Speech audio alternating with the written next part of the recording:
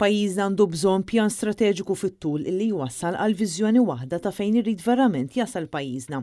Dan kien is-sentiment komuni li twassal mill-unions u l-imsieħba soċjali waqt laqgħa li kellhom mal-kap tal-Partit Nazzjonalista Bernard Gregg. Il-konsiderazzjonijiet mhux biss tas-soluzzjonijiet immedjati fuq dak li għandna x'naqsmu mal-min għandu dħul baxx, però wkoll ta' kif nistgħu niżviluppaw ekonomija ġdida. Naħseb li kien importanti ħafna wkoll llum nikkonsidraw il-konsiderazzjonijiet ta' kulħadd għandhom jiġu konsidrati għax kull azzjoni nieħdu f'kull sena, f'kull budget jaffettwa il-viżjoni fit-tul tal-pajjiż. Il-Chairperson tal-MCSD David Chwiereb tkellem dwar numru ta' proposti validi li tressqu mill-Partit Nazzjonalista fosthom dwar it-taxxa għal dawk li jinsabu fil-faxxa t'isfel fis-soċjetà. Fuq il-fatt li ma ndumx jiġu ttaxxati il-min huwa fil-faxxa tal-minimum wage, jew min pereżempju se jieħu żiedet fil-kola, naħseb kienet xi ħaġa ta' importanza. Però naħseb illi llum irrealizzajna li f'kull budget measure mhux biss il-flus jgħod imma anke l-kwalità tal-ħajja tan-nies.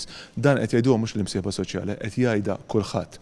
Tajjeb li nsibu l-metodu ta' kif inkejlu dan il-kwalità tal-ħajja u naħseb kien hemm numru ta' suġġerimenti ta' anki ta' kejl li jista' jsir biex propju dan l-ilan jintlaħaq. Viktor Karagi, President tal-General Workers Union, tkellem dwar l-importanza li tiġi implementata viżjoni strateġika għal pajjiżna. Il-budget ikun hemm qiegħed hemmhekk mhux biss biex jalloka r-riżorsi għal benefiċċju soċjali, imma biex tiġi implementata viżjoni strateġika.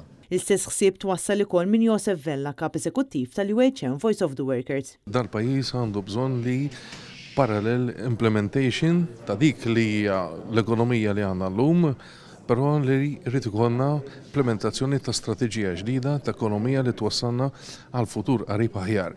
L-ekonomija li għandna llum hija bbażata fuq il-kwantità tal-ħaddiema, pagi baxxi, tajjeb kundizzjonijiet inferjuri li bżgur ma jawgurax la produttività meta naraw żieda li ma tagħmilx tajjeb għall-investituri, però laqas għall-familji tagħna. Il-Partit Nazzjonalista ilu xhur jinsisti dwar il-bżonn li l-Gvern jadotta mudell ekonomiku ġdid li ma jkunx ibbażat fuq iż-żieda fil-popolazzjoni u għalhekk li hemm bżonn jittieħdu deċiżjonijiet għal ġid tal-pajjiż. Għall-Kamra tal-Kummerċ il-priorità ta' pajjiżna għandha tkun viżjoni li tmur lil hinn minn 5 snin li jwasslu minn elezzjoni għall-oħra. L-importanza mhux biss tal-budget imma rrid ikun hemm konsensus bejn gvern u oppożizzjoni biex ikollna viżjoni waħda għall pajjiż, viżjoni li tmur lil hinn mill-5 snin li waslu minn elezzjoni għall-oħra. L-MHRA tkellmet ukoll dwar il-bżonn ta' viżjoni imsejsa fuq l-innovazzjoni biex pajjiżna jkun jista' jilħaq livell ogħla, xi ħaġa li l-Partit Nazzjonalista ilu żmien twil jitkellem fuqha. Viżjoni msejsa fuq innovazzjoni biex inkunu nistgħu nieħdu l-pajjiżna fuq il-livell li jmiss. Pajjiż li jkun ibbażat iktar fuq il-kwalità.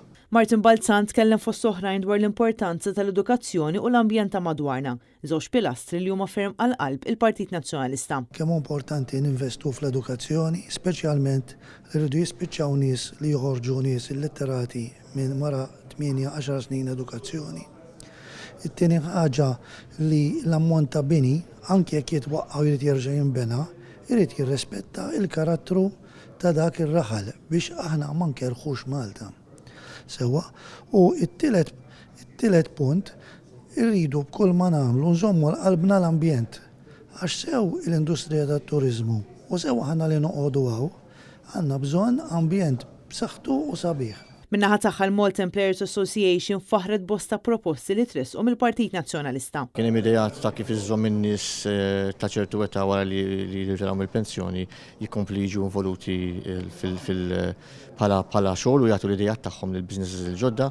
Kien hemm ukoll idejat fl-idejat tal-kostruzzjoni tal-pajjiż li jiġi trasferit il-kostruzzjoni tiġi trasferita minn bini ġdid tal-infrastruttura u titjib l-infrastruttura u kien hemm ukoll l-idea li branding tal-pajjiż li l-pajjiż jiġi popolari biex in-nies jiġu jaħdmu u nwaqfu n-nies milli jitilqu mill-pajjiż. Il-President tal-MUMN Paul Patch qal li l-budget li se jitressaq fi ftit ġimgħat oħra għandu jagħti importanza partikolari lin numru ta' temi li qed jaffettwaw lill-poplu kollu. Il-budget li jmiss irid immiss verament dak li għawit il-Maltiet iweġġaw li iż-żgħażagħ Maltin qed jitilqu qed jiġu ripplejsjati bil-barranin, il-kwalità tal-ħajja tagħna, il-bini u l-iktar ħaġa importanti l-olli tal-ħajja. Naħseb il-Malti il-flaħar tal-ġurnata dawn huma t-temi l-iktar importanti għalih għal-ħajja ta' kuljum.